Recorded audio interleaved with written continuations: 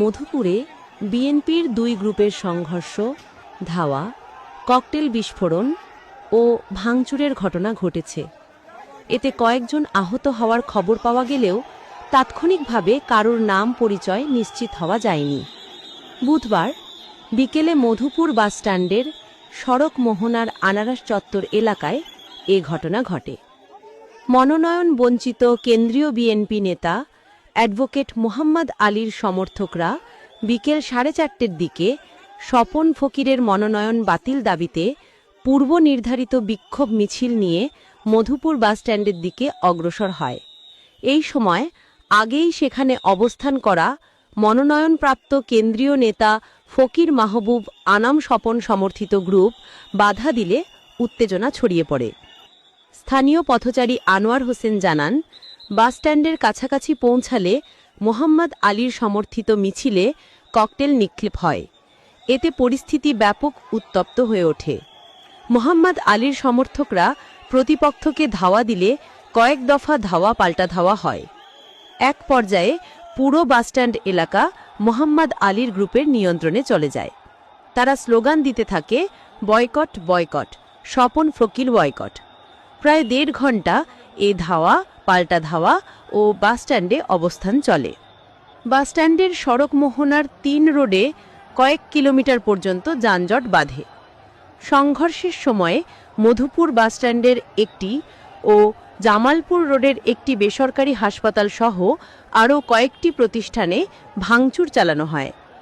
দুই পক্ষই আহতের দাবি করলেও স্বপন ফকির গ্রুপের আরিফ নামের একজনের আহত হওয়ার বিষয়টি নিশ্চিত হওয়া গেছে। সংঘর্ষ চলাকালে পুলিশ প্রথমে পরিস্থিতি নিয়ন্ত্রণে ব্যর্থ হলেও পরে নিয়ন্ত্রণ আনেন। ঘটনাস্থলে মধুপুর উপজেলা নির্বাহী কর্মকর্তা মির্জা জুবায়ের হোসেন, সহকারী কমিশনার ভূমি নঈমুদ্দিন, সহকারী পুলিশ সুপার আরিফুল ইসলাম, মধুপুর থানার ওসি এমরানুল কবির, তদন্ত কর্মকর্তা রাসেল আহমেদ ও সেনা সদস্যরা উপস্থিত হন। তারা সমন্বিতভাবে কাজ করেন। এদিকে মোহাম্মদ আলীর গ্রুপের সমর্থকরা সন্ধ্যার পরে মোহাম্মদ আলীর কার্যালয়ের সামনে এক সমাবেশ করেন। সমাবেশে মোহাম্মদ আলীর গ্রুপের সমন্বয়ক আনোয়ার হোসেন, জয়নাল আবেদিন খান বাবলু প্রমুখ বক্তৃতা করেন। এই ঘটনায় মধুপুর উপজেলা বিএনপি সভাপতি জাকি হোসেন বলেন, মোহাম্মদের সমর্থকরা তাদের সমাবেশে তারেক রহমানকে নিয়ে আপত্তিকর বক্তৃতা করেন। এই সময় স্বপন ফকিরের কর্মী সমর্থকরা প্রতিবাদ জানায়। এক পর্যায়ে মোহাম্মদের লোকজন তাদের উপর হামলা চালায় এবং বাসস্ট্যান্ডের বিভিন্ন স্থানে অবরুদ্ধ করে রাখেন। হামলার ঘটনায় তাদের বেশ কয়েকজন নেতাকর্মী আহত হয়েছেন বলেও জানান। বিএনপির মনোনয়ন বঞ্চিত মোহাম্মদ আলীর গ্রুপের প্রধান সমন্বয়ক আনোয়ার হোসেন বলেন, গত 1 সপ্তাহ আগে তাদের পূর্ব ঘোষিত প্রোগ্রাম ছিল আজ বুধবার।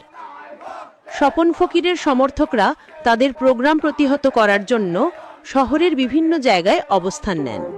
বুধবার বিকেল 4:30টার দিকে তাদের লোকজন বিক্ষোভ নিয়ে আনারস চত্বরে গেলে বাধা প্রদান করে এবং হামলাসহ ভাঙচুর করে। এ বিষয়ে মধুপুর থানা অফিসার ইনচার্জ ওসি এমরানুল কবির গণমাধ্যমকে বললেন, খবর পেয়ে ঘটনাস্থলে গিয়ে দুই পক্ষের লোকজনকে সরিয়ে দেওয়া হয় এবং পরিস্থিতি এখনও পর্যন্ত স্বাভাবিক রয়েছে। এদিকে এই রিপোর্ট লেখা পর্যন্ত অর্থাৎ রাত 7টা পর্যন্ত মধুপুর পৌর শহর জুড়ে থমথমে অবস্থা বিরাজ করছে। উল্লেখ্য, মনোনয়ন ঘোষণার পর থেকে মোহাম্মদ আলীর সমর্থকরা স্বপন ফকিরের মনোনয়ন বাতিল করে মোহাম্মদ আলীকে মনোনয়ন দেবার দাবিতে বিক্ষোভ মিছিল, সমাবেশ কর্মসূচি পালন করে যাচ্ছে।